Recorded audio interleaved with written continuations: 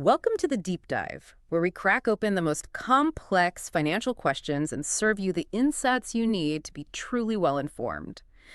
Today, we're tackling a fascinating challenge. In a world saturated with financial data, where markets race at, well, the speed of light, can a company like FactSet not only survive, but truly dominate for the next decade? That's the central question anchoring our deep dive. It's an incredibly pertinent question, yeah, especially right now. The market is signaling some clear skepticism around FactSet's current valuation.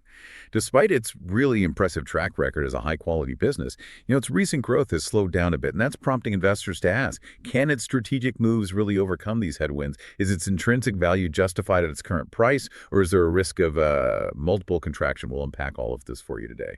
Absolutely. So let's get right into it. The company we're diving into today is FactSet Research Systems Inc. It trades on the New York Stock Exchange under the ticker FDS.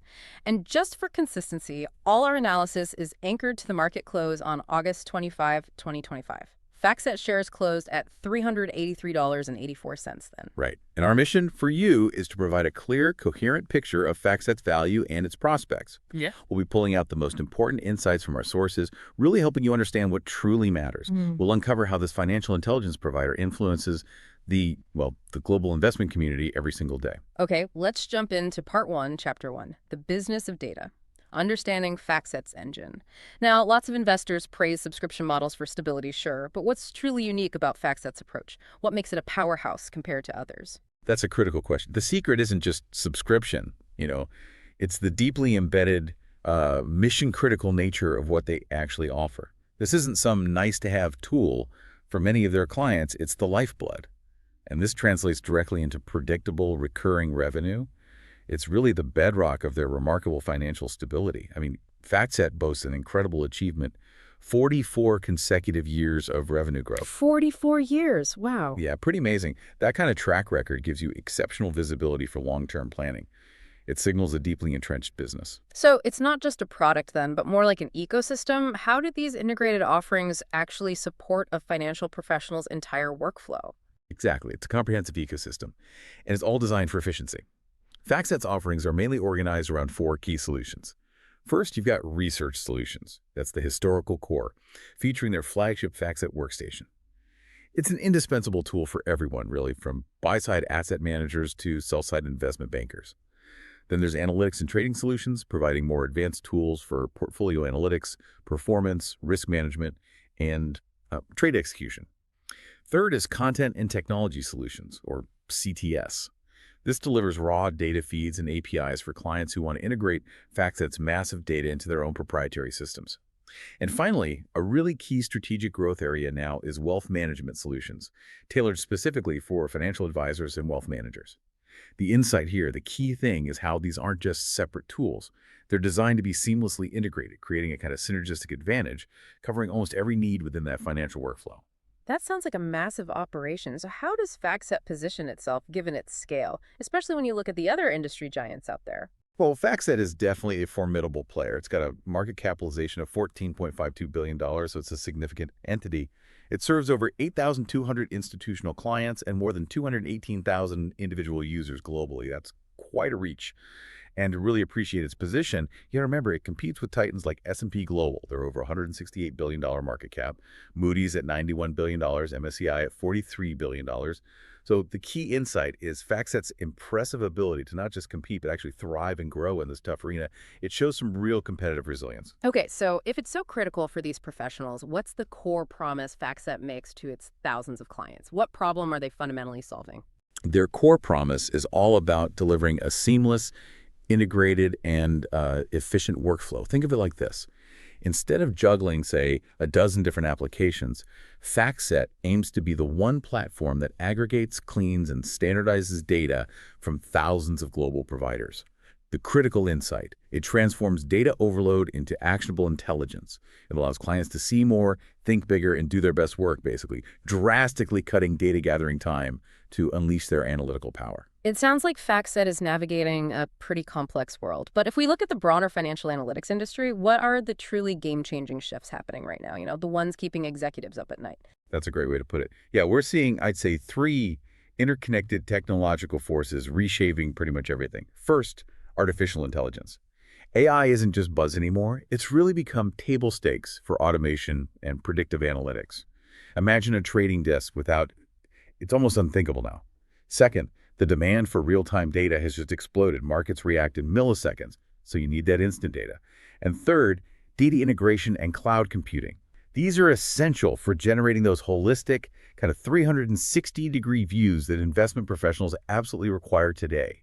These aren't just trends, they're really the new foundation of the industry. And in this fierce, evolving landscape, who are FactSet's main competitors? Who are they directly up against? Well, on the direct front, the heavyweights are definitely Bloomberg LP Refinitiv, which is now part of the London Stock Exchange Group, LSEG, and S&P Global.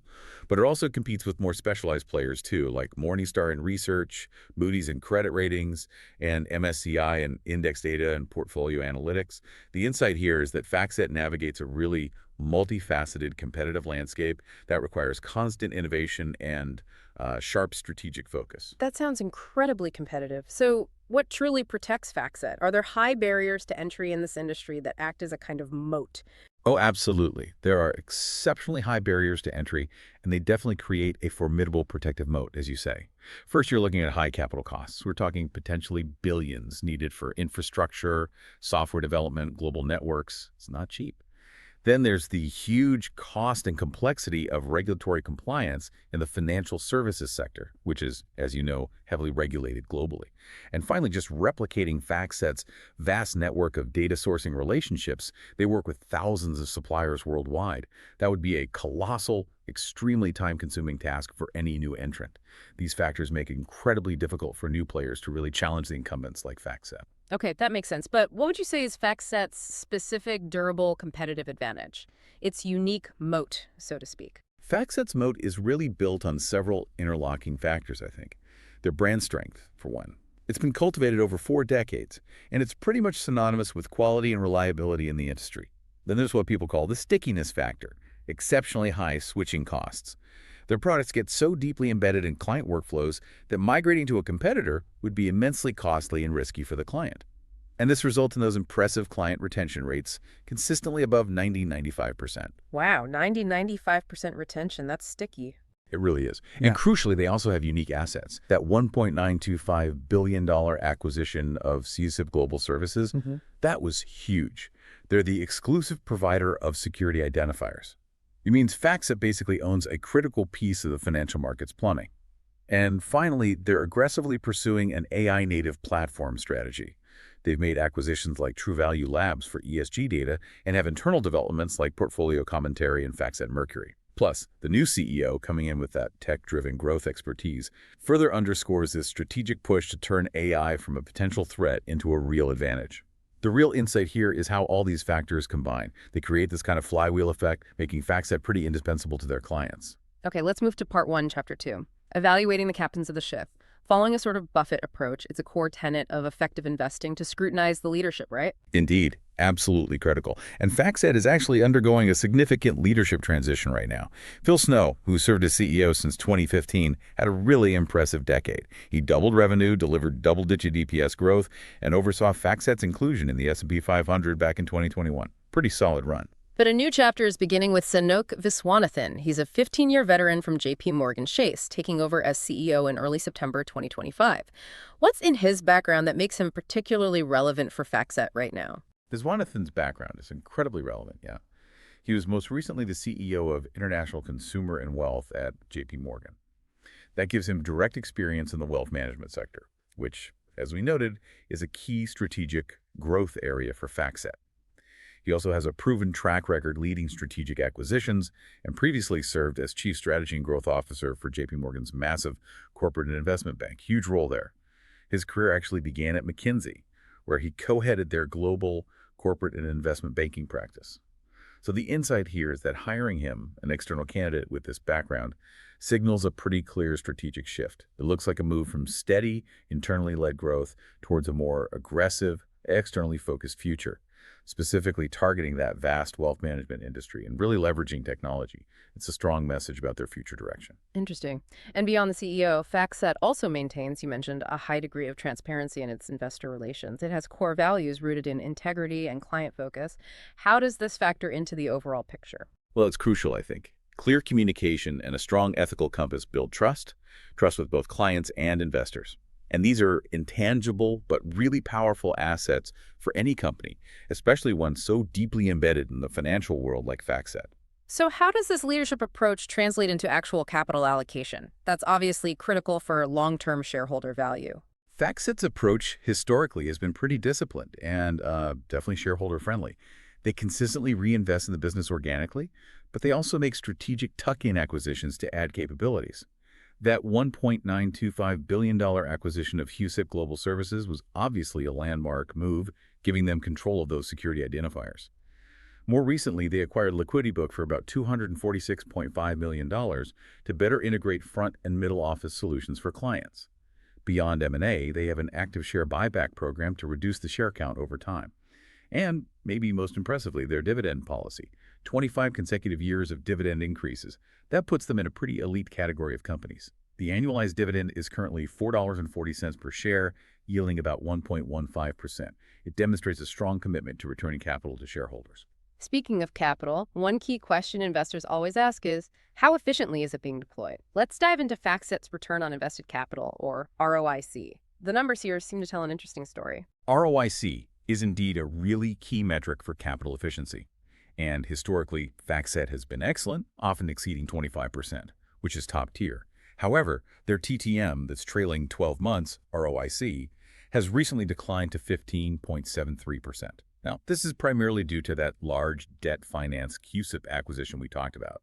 The invested capital part of the calculation increased significantly with that deal, and the full earnings power of CUSIP hasn't been fully realized yet in the numbers. It takes time.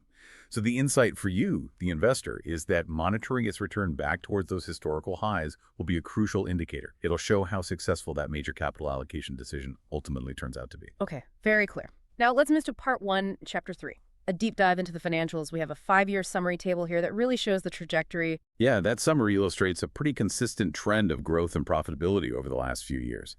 We've seen steady increases in revenue, robust gross and operating margins, healthy net margins, and importantly, growing free cash flow from fiscal 2020 through 2024. It definitely signals a fundamentally sound business operationally. And with that market cap of $14.52 billion, FactSet is definitely a large cap player. How has its revenue growth trended, particularly more recently? Well, from 2020 to 2024, revenue grew at about an 8.1% compound annual growth rate, or CAGR. That was significantly boosted by acquisitions, including CUSIP. But here's the key insight, and it's really important for the current story. More recently, that growth has moderated. It's down to the mid-single-digit range, specifically 5.1% year over year on a trailing 12-month basis as of May 2025. This deceleration is a critical point. It weighs heavily on the current market sentiment and feeds directly into our valuation discussion later. So while growth has slowed a bit, what about its profitability? This still sounds like a highly profitable business model. Oh, it absolutely is. Very typical of a scalable data business like this. FactSet's trailing 12 months margins are still quite strong. You're looking at a gross margin of 53.33%, an operating margin of 30.76%, and a net profit margin of 23.32%. That's a very robust bottom line, indicating they still have strong pricing power and good cost management discipline. What about free cash flow? I've heard FactSet described, I think you mentioned it too, as a veritable cash machine. Yeah, that's a pretty accurate description. Free cash flow generation has been remarkably steady and growing over time. It reached approximately $700 million in fiscal 2024. And this robust cash flow is precisely what funds their strategic acquisitions, their share buybacks, and those consistent dividend increases we discussed. It demonstrates real financial independence. And looking at overall financial stability, what does its balance sheet tell us? Does it sound? Yeah, FactSet demonstrates strong financial health overall. Its earnings consistency is evident in its diluted EPS, which climbed from $10.25 in 2022 to $13.91 in 2024. That's a nice upward trend. The debt-to-equity ratio is currently 0.75. That's generally considered manageable, though it's higher than historically, mainly due to the debt taken on for the CUSIP acquisition. They have a healthy current ratio of 1.47, which indicates strong short-term liquidity they can meet their near-term obligations. And with a dividend payout ratio of around 30% of earnings, there's a significant cushion there for continued dividend growth in the future. Okay, let's talk valuation then. This is always key. How does FactSet stack up, both relatively against its peers and intrinsically, based on its projected future cash flows? Right, so looking first at relative valuation, FactSet's trailing 12 months PE ratio is sitting at 27.5. Now, this is actually slightly below its own 10-year historical average, which is around 31. And when you compare to its direct peers, S&P Global is trading at a PE of 42.4, Moody's at 43.3, MSCI at 36.8. FactSet appears relatively inexpensive on that basis. However, intrinsic valuation, using a discounted cash flow or DCF model, is crucial. This tries to estimate value based on projected future free cash flows. To model this, we've used pretty standard inputs for our discount rate, the WACC. That includes a risk-free rate based on the 10-year U.S. Treasury at 4.27%, an equity risk premium of 5.5%, and a calculated beta for FactSet of 0.84. Based on these inputs and making assumptions like 8.5% free cash flow growth for the next 5 years, then tapering down to a 3.0% perpetual growth rate thereafter, our model estimates an intrinsic value range of roughly $390 to $420 per share. So what does this all mean for the overall financial picture, wrapping up part one here? Well, it means we have a high-quality, very durable business, one that has certainly rewarded shareholders over the long term. But, and this is the big but right now, it's dealing with recently decelerated growth. The potential vulnerability, the risk, is that its current valuation at PE of 27.5 seems to be pricing in a fairly significant reacceleration of growth. That expectation is likely tied to hopes around the new CEO's strategic initiatives in AI and wealth management. So the key insight here is, if this reacceleration doesn't materialize as the market hopes, the stock could face that multiple contraction we mentioned earlier. The PE ratio could decline, pushing the stock price down, even if the underlying business remains strong and profitable. That's a great summary. And just a quick reminder, if you're finding this deep dive valuable, please remember to like and subscribe to the stockanalytics.ai YouTube channel. Members get priority deep dives, and we're covering all S&P 500 stocks in the coming months with exclusive priority access for members. Or if you want a one-off deep dive on a specific company, just drop us a super thanks. All right, let's move to part 2, chapter 4. Reading the market's mind. So fundamental analysis tells us about the business itself, but market sentiment. That reveals what other investors are actually thinking and doing, right? Exactly. And right now, the market perception for FactSet seems, well, lukewarm at best. The analyst consensus is predominantly a hold or neutral rating. The average 12-month price target is around $436. Now, that suggests maybe 14% upside from the current price, but the lack of strong buy ratings, the lack of real conviction among analysts, is noticeable. Recent news also reflects this kind of mixed narrative. Their Q3 2025 earnings, for example, showed a slight EPS miss, but a revenue beat. That sort of fueled the slowing profitability narrative people are focused on. The CEO succession has generally generated positive commentary on the new CEO's qualifications, but obviously acknowledges the inherent uncertainty that comes with such a big transition.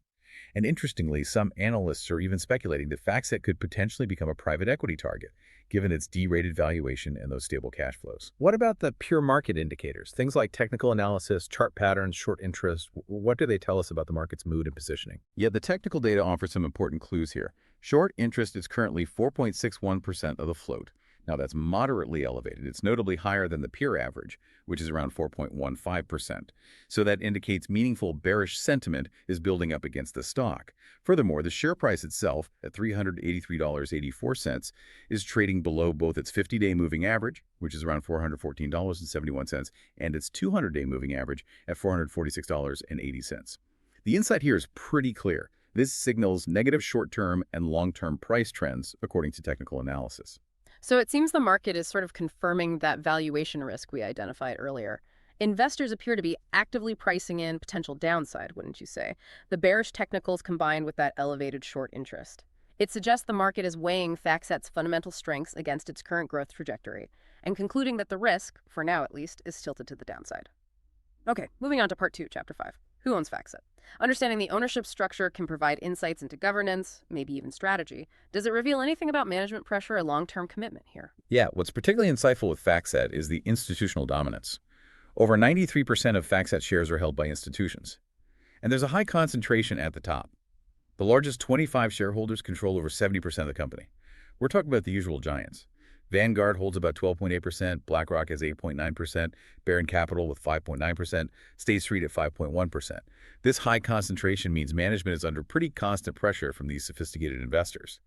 They definitely have influence over major strategic decisions, like the recent acquisitions and almost certainly the hiring of the new CEO, specifically to reaccelerate growth. These institutions expect performance, period.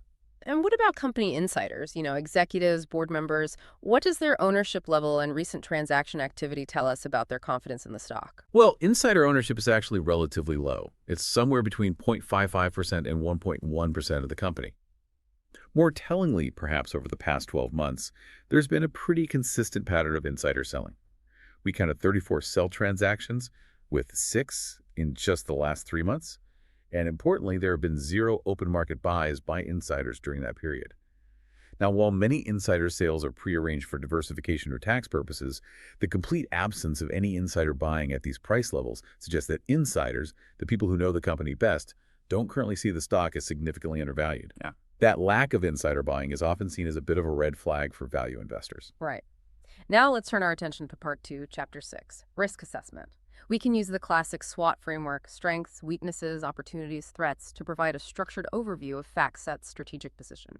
Okay, sure. So briefly going through each point, the strengths are pretty clear. That strong brand built over 40-plus years, the durable subscription model with 44 years of consecutive revenue growth, those high switching costs leading to over 90% client retention, and its robust financial health overall.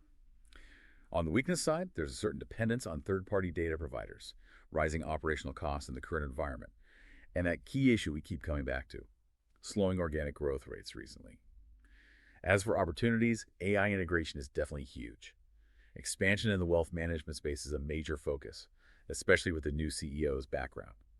And continued global expansion always presents opportunities. Finally, the threats.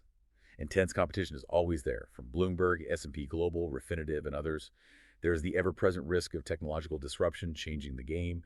Macroeconomic headwinds are a factor right now. And geopolitical or trade risks can always impact global businesses. So this framework helps us see the full strategic landscape, kind of balancing the positives and negatives. Let's focus a bit more on those most pressing external threats. How do macroeconomic factors like inflation and rising interest rates really impact a company like FactSet on a practical level? Well, the current environment of elevated inflation and significantly higher interest rates poses a pretty direct threat. FactSet's client base, primarily financial firms, is highly sensitive to these factors. Higher rates compress their margins, often reduce market activity, and inevitably lead to tighter client budgets. And when budgets get tight, subscriptions like data services come under more scrutiny. Simultaneously, inflation drives up FactSet's own internal costs for talent, for technology infrastructure, etc. So the key insight here is this creates a kind of pincer movement on its profitability. Revenue growth potentially slows while costs are rising, which naturally pressures their margins. And what about specific geopolitical factors? For example, something like the U.S. imposed tariffs of 2025 mentioned in the sources. How might something like that ripple through to affect FactSet? Yeah, broad tariffs, even if they're not directly on data services, can create significant second-order effects. The primary impact is usually increased uncertainty, and uncertainty often causes clients, especially large institutions, to delay big IT projects or new data subscription commitments. They wait to see how things shake out. Plus, tariffs on technology hardware, like servers or networking gear, could potentially increase FactSet's own infrastructure costs over time. So this can slow down their sales cycle and potentially pressure their own margins too. The critical point is that geopolitical instability generally creates a more cautious business environment, and that can dampen capital expenditure and new subscription growth for companies like FactSet. But I've also heard the argument that a challenging environment can sometimes paradoxically lead to a flight to quality. Is that something FactSet could potentially benefit from amidst these threats? That's a great observation, and it's a really nuanced point. It's potentially true. During economic downturns or periods of uncertainty, clients often look to consolidate their spending.